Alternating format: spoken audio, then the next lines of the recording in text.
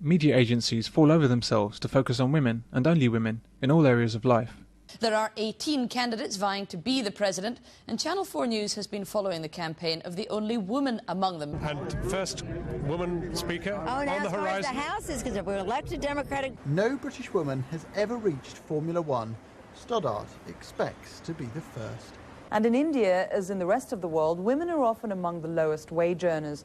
Now the ILO is using a novel program there to open the door to decent jobs for women. In the UK, it's quite possible to watch 24 hours of television, or listen to hours of radio, or read an entire newspaper, and not find a single story about men.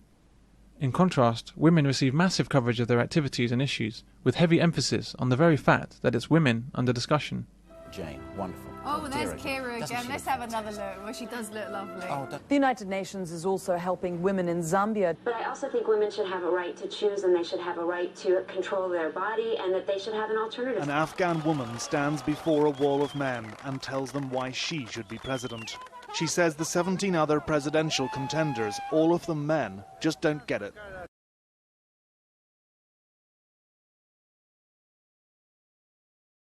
What's it like to be in a city, surrounded by enemy troops, and being told this? The Americans are broadcasting loudspeaker instructions for all women and children to leave Fallujah, and that all men under 45 entering or leaving will be detained. How scared would you be as a man? As a young boy, he was sent off to fight in the Iran-Iraq war, as so many of these young boys were. He always wanted to be a painter, so he survived the war, but obviously it completely scarred him. What's it like for a 12-year-old boy in Afghanistan, conscripted into the army and taught how to use a machine gun? Who knows, he might not live to see his 13th birthday.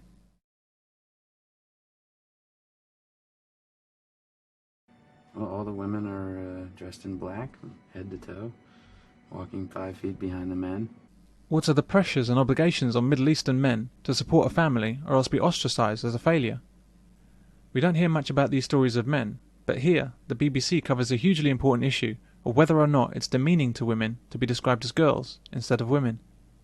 Instead of focusing on the slaughter of men in Iraq or Afghanistan, while women are protected from frontline roles, news sources want to tell us how difficult military life is for females. In Bosnia, the civil war has wiped out men so disproportionately that only 30% of the Bosnian population are men. What do the headlines tell us?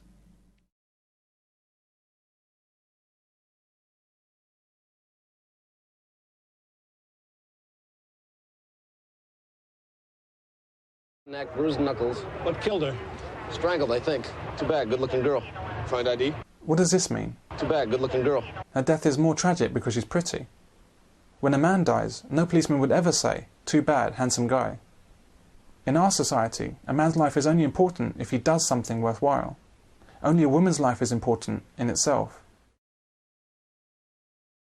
There's hardly any point to men watching the news anymore, particularly on the BBC or Channel 4. It completely marginalises men, in denial of the very existence of men as human beings, except as criminals. What was starting to be common practice towards the blacks in the early 1900s, in a few decades' time became enshrined in law with the apartheid laws.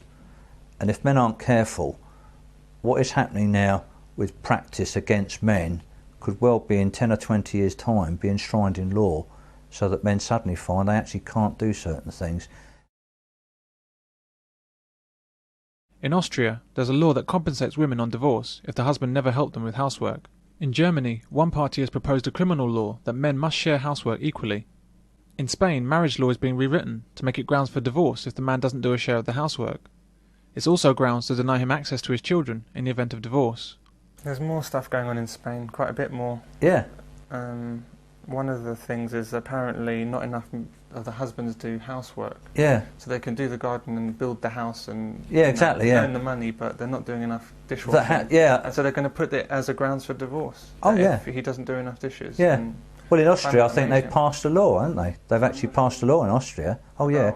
Oh, yes, where men have got to do their share of housework. And I keep thinking, housework? What the hell is it coming down to housework for? In Sweden, there's a proposal of a man tax. The idea is that men cost the economy more, and so should pay more taxes. The idea that men cost the state more is ridiculous. The fact that Sweden actually has an economy, and indeed the fact that Sweden exists as a nation, is down to the work of men. In France, if a man calls a woman a bitch, who's committed a hate crime against women and can go to prison. Men in Costa Rica can now be sent to prison for up to 50 days for trying to chat up women. A new law says women can have men arrested for paying them unwanted compliments. Spain last year, it was all put as a jokey joke, but the new mayor, who obviously wanted to keep his position and secured the women's vote nicely, actually declared that I think on Wednesday or Thursday evenings, men would not be allowed to go out into their bars, into their pubs. And he had these women, believe it or not, dressed up in these pink outfits, and they used to go into these pubs, and if they found men in there, they would take their name and address down and they would fine them, an on-the-spot fine. And these blokes actually used to cough up. And I looked at that and I thought, if you joked about this 10 or 20, it would have been a joke. It would have been put up as a little sketch, wouldn't it, in a show. And you'd have laughed about it, but that was a reality. And they said that the money collected was going to go towards women that suffer from domestic violence, but only men would have to pay it. So in 2 hits, they labelled men as the aggressors, and they also demeaned them by telling them they couldn't go out on a Thursday evening. When the tsunami hit Asia in 2004, news sources and charities fell over themselves to emphasise the female cost of the tragedy. Oxfam and others even sought to say that women were affected worse by the disaster.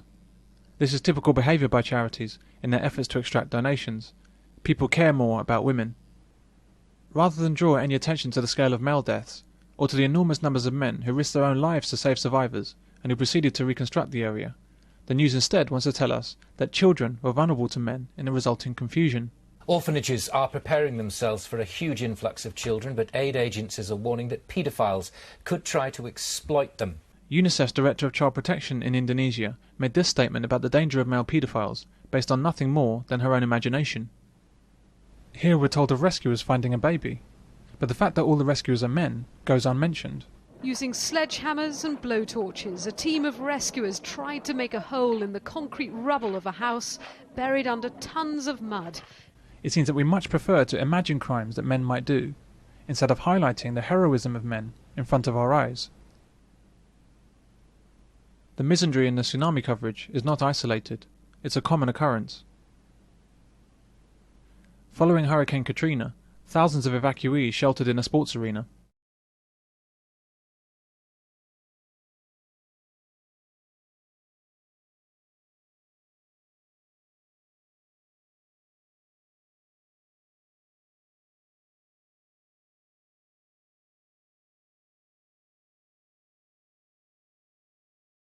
What men were actually doing was protecting their families, saving lives, and rebuilding the city. But the news had nothing to say about that. An organised gang of African rapists terrorised the English town of Northampton. Police said that the gang of men had raped 3 women and attempted to abduct 2 others. They issued identikit pictures and plastered Northampton with "Females Be Alert" posters.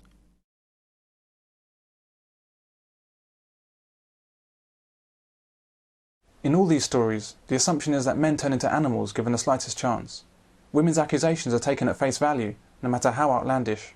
The headlines are freely published, with no need for evidence, because we've all been primed as a society, over decades, to instantly believe the worst of men, even after story are disproved. Here's Johnny! The media and government endorses these misandrous attitudes, the police in particular. As a result, we're ignoring our instincts and swallowing lie after lie about men.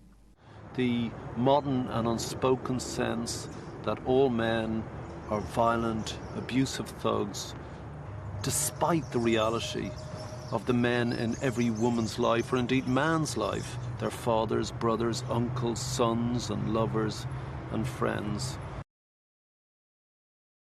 Every time you turn on the news, I kind of blame the media for what's going on wrong in the world right now, because they kind of just perpetuate stereotypes about people. They don't tell you that's what they're doing. They don't go, hey, this is what you need to think. But they know how people's brains work. What they do, they enforce all this shit, you know? Imagine in the morning opening the paper. Turn on the TV and the first thing on the news? Radio discussion. Of course we know that most women aren't malignant child murderers, but some are.